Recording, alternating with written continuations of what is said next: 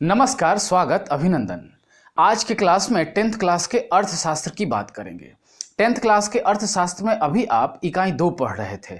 इकाई 2 समाप्त हो चुका है 3 वीडियो के साथ, और आज ये इकाई 2 का चौथा वीडियो है जिसमें मैं question answer, objective question answer का सीरीज लेके आया हूँ।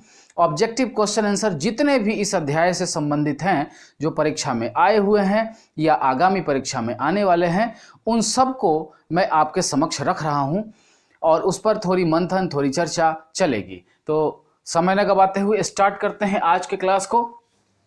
आज का सबसे पहला जो ऑब्जेक्टिव क्वेश्चन है वो है इस अध्याय का कि भारत का राष्ट्रीय आय सर्वप्रथम अनुमान किसने लगाया। कौन से ऐसे व्यक्ति हुए भारतीय जिन्होंने भारत के राष्ट्रीय आय का सबसे पहले अनुमान लगाया कि राष्ट्रीय आय कितनी है भारत की। तो पहला ऑप्शन है पीसी महालनोबिस। ये आंसर नहीं है। पीसी महालनोबिस 1949 में ये आय समिति के अध्यक्ष बनाए गए थे, राष्ट्रीय आय समिति के अध्यक्ष बनाए गए थे। तो ये आंसर गलत है। बी भीमराव अंबेडकर, ये भी नहीं है, क्योंकि भीमराव अंबेडकर ये संविधान सभा में प्रारूप समिति के अध्यक्ष थे। संविधान के संकलन में इनका महत्वपूर्ण योगदान है। ऑप्शन सी जो है वो है Dadabhai Naoroji. This is the right answer. यही आंसर सही है, दादा भाई नौरोजी। ये वो बिजनेसमैन हैं, ये वो गणितज्ञ हैं, ये वो व्यक्ति हैं जिन्होंने कड़ी मेहनत के बाद भारत का सबसे पहले राष्ट्रीय आय का अनुमान लगाया। इन्होंने एक किताब लिखी, poverty and un British rule in India. इस किताब में इन्होंने भारत के राष्ट्रीय आय का आंकड़ा प्रस्तुत किया और उसमें उन्होंने बताया था कि भारत का प्रति व्यक्ति आय जो है वो सालाना मात्र 20 रुपया है 1868 में, चूंकि 1868 में इन्होंने वो किताब पब्लिश की थी, किताब लाई थी। तो ये सही आंसर है कि भारत का राष्ट्रीय आय का सबसे पहले अनुमान दादा भाई नौरोजी ने लगाया था। अगर इसके बारे में और डिटेल आपको जानना है, इन सारे क्वेश्चन जितने भी आएंगे क्वेश्चन आपके सामने, इन सब का डिटेल मैं बता चुका हूं। 3 वीडियो पीछे बन चुका है इस अध्याय का, उसमें आप डिटेल गहराई से थोड़ी चर्चा मैंने की है। तो उसको आप देख के अगर इस सीरीज को करते हैं तो आप क्वेश्चन पढ़ते पढ़ते इसका आंसर आप कर पाएंगे। चौथा ऑप्शन डी पंडित नेहरू, ये तो है ही नहीं, ये भारत के प्रथम प्रधानमंत्री। अब आते हैं दूसरे क्वेश्चन की ओर। दूसरा जो प्रश्न है वो है भारत में वित्तीय वर्ष या लेखा वर्ष। वित्तीय वर्ष को लेखा वर्ष भी कहा जाता है। वित्तीय वर्ष या लेखा वर्ष की अवधि क्या होती है। वित्तीय वर्ष या लेखा वर्ष की अवधि क्या होती है। ऑप्शन ए 1 जनवरी से 31 मार्च, ऑप्शन बी 1 अप्रैल से 31 मार्च, ऑप्शन सी 1 जुलाई से 30 जून, या ऑप्शन डी कोई नहीं। तो वित्तीय वर्ष जो भारत का है वो है ऑप्शन बी 1 अप्रैल से 31 मार्च। ये क्वेश्चन आया हुआ है परीक्षा में, इसलिए ज़्यादा इस पर हमारा जोर रहेगा और आप भी ध्यान दीजिएगा। 1 अप्रैल से 31 मार्च भारत का वित्तीय वर्ष कहलाता है, यानी भारत का वित्तीय वर्ष 1 अप्रैल से 31 मार्च होता है। आप सुने होंगे बैंक वगैरह में कि अरे मार्च चल रहा है, क्लोजिंग है, यानी वित्तीय वर्ष समाप्त हो रहा है, तो सारा बही खाता अपडेट करना है, सारा बही खाता क्लोज करना है और फिर से नया बही खाता अपडेट करना, मतलब नया बही खाता खोलना है। तो पुराने सारे हिसाब किताब को 31 मार्च तक देश के सारे जो आर्थिक संस्थान हैं वो कोशिश करते हैं कि हम खत्म कर दें। तो याद रखिएगा, भारत का वित्तीय वर्ष या लेखा वर्ष 1 अप्रैल से 31 मार्च होता है। अब आते हैं तीसरे क्वेश्चन की ओर। तीसरा क्वेश्चन है राष्ट्रीय आय का सृजन होता है किसके द्वारा होता है। ऑप्शन ए उपभोग के द्वारा, ऑप्शन बी विनिमय के द्वारा, ऑप्शन सी वितरण के द्वारा, या ऑप्शन डी उत्पाद क्रियाओं द्वारा। तो अब जरा शब्द पर जोर दीजिए। उपभोग यानी खाने पीने से आय क्रिएट होता है देश का, नहीं ना, तो ये ऑप्शन गलत है। उपभोग से आय का सृजन नहीं होता है, आय क्रिएट नहीं होता है। विनिमय बांटने से, उससे भी नहीं क्रिएट होता है।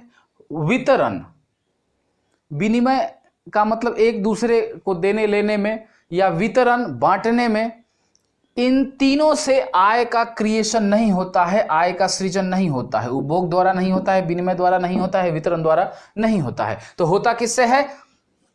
उत्पाद क्रियाओं द्वारा। ऑप्शन डी सही आंसर है। जितने भी उत्पाद क्रिया हैं जो प्रोडक्शन कर रहे हैं, कोई भी व्यक्ति कुछ प्रोडक्शन कर रहा है, उत्पादन दे रहा है देश को, तो उससे राष्ट्रीय आय का सृजन होता है, राष्ट्रीय आय क्रिएट होता है। ठीक है, तो याद रखिएगा, उत्पाद क्रियाओं द्वारा राष्ट्रीय आय का सृजन होता है।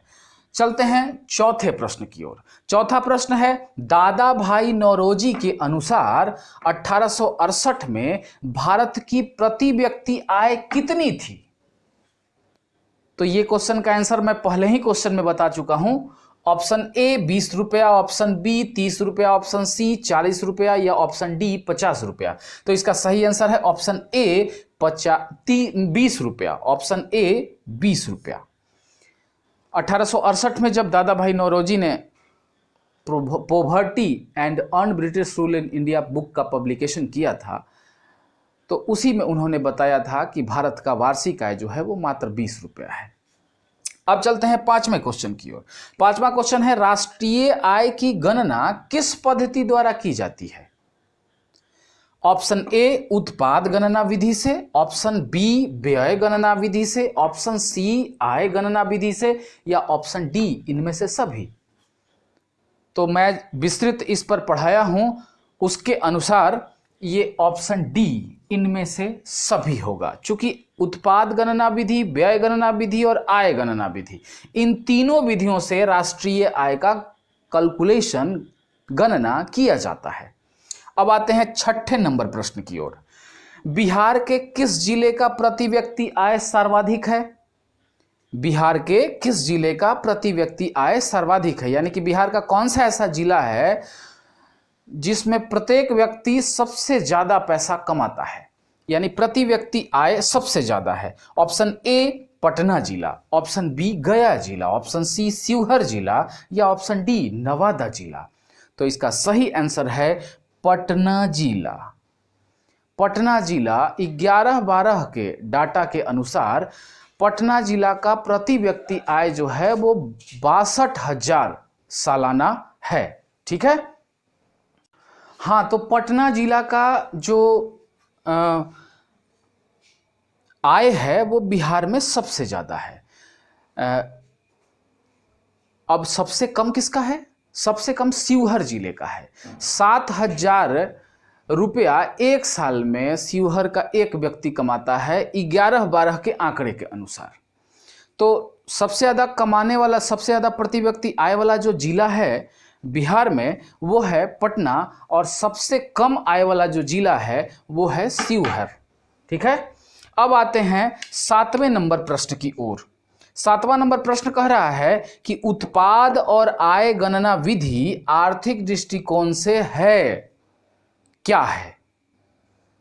ए सहज है, बी वैज्ञानिक है, सी व्यवहारिक है, या डी उपयुक्त में से तीनों है? तो इसका सही आंसर है ऑप्शन डी उपयुक्त तीनों। क्योंकि उत्पाद और आय गणना विधि जो है वो सहज भी है, वैज्ञानिक भी है और व्यवहारिक भी है। ये एक इनकम निकालने की विधि है, उत्पाद और आय गणना विधि, जिसको हम पढ़ा चुके हैं। अब ये सहज भी है, वैज्ञानिक भी है और व्यवहारिक भी है। चलिए अगले क्वेश्चन की ओर चलते हैं। अगला क्वेश्चन है 8 नंबर, भारत में किस राज्य की प्रति व्यक्ति आय सर्वाधिक है? आपके देश में 28 राज्य हैं, उन 28 राज्य में सबसे ज्यादा किस राज्य का प्रति व्यक्ति आय है? किस राज्य का सबसे ज्यादा प्रति व्यक्ति आय है? तो option A Bihar, option B Haryana, option C Punjab, या ऑप्शन डी गोवा। तो इसका सही आंसर है ऑप्शन डी गोवा। गोवा भारत का वो राज्य है जिसका प्रति व्यक्ति आय सबसे ज्यादा है। इसके बाद दिल्ली का स्थान आता है, तो दिल्ली तो केंद्र शासित प्रदेश है, तो गोवा वो राज्य है जिसका प्रति व्यक्ति आय सबसे ज्यादा है। तो ये 8 क्वेश्चन। अब बढ़ते हैं 9वें नंबर क्वेश्चन की ओर। 9वें नंबर क्वेश्चन में फुल फॉर्म है। अब अगर हम इसको बनाते तो लगभग 9 के बाद अगर लिखते तो 10, 11, 12 number, 13 number, 14 number, 15 number, 15 question. तो इसलिए मैंने 1 में कर दिया था। खैर आप नंबर से भी समझिए। ये 1 नंबर का क्वेश्चन पूछता है फुल फॉर्म वाला। आपसे पूछेगा कि जीडीपी का पूरा नाम क्या है, तो जीडीपी का पूरा नाम क्या है? ग्रॉस डोमेस्टिक प्रोडक्ट, यानी सकल घरेलू उत्पाद। ये क्वेश्चन आया हुआ है, ग्रॉस डोमेस्टिक प्रोडक्ट, सकल घरेलू उत्पाद, एक बार का आया हुआ है कि जीडीपी का पूरा नाम क्या है। अब आते हैं 10वें नंबर क्वेश्चन पर। 10वां नंबर क्वेश्चन है एनएनपी, इसका पूरा नाम क्या है? तो ग्रॉस नेशनल प्रोडक्ट, यानी सकल राष्ट्रीय उत्पाद, इसकी हिंदी होगी। अगला क्वेश्चन है 11 नंबर, एनएनपी का पूरा नाम क्या है? तो एनएनपी का पूरा नाम है नेट नेशनल प्रोडक्ट। नेट का मतलब होता है शुद्ध, तो शुद्ध राष्ट्रीय उत्पाद, एनएनपी। उसके बाद 12 नंबर क्वेश्चन है पीसीआई का पूरा नाम क्या है? तो पीसीआई का पूरा नाम है per capita income. Per capita income मतलब प्रति व्यक्ति आय। अगला 13 नंबर क्वेश्चन है एनएसएसओ का पूरा नाम क्या है? तो नेशनल सैंपल सर्वे ऑर्गेनाइजेशन। इसका हिंदी राष्ट्रीय प्रतिदर्श सर्वेक्षण संगठन होता है।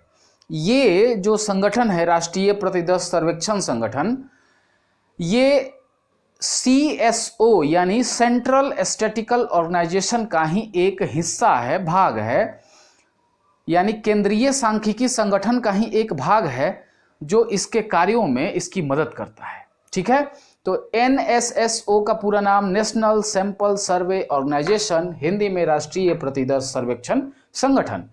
अब सीएसओ का पूरा नाम सेंट्रल स्टैटिस्टिकल ऑर्गेनाइजेशन, यानी राष्ट्रीय सांख्यिकी संगठन। ठीक है, एनआई का पूरा नाम नेशनल इनकम। क्लियर?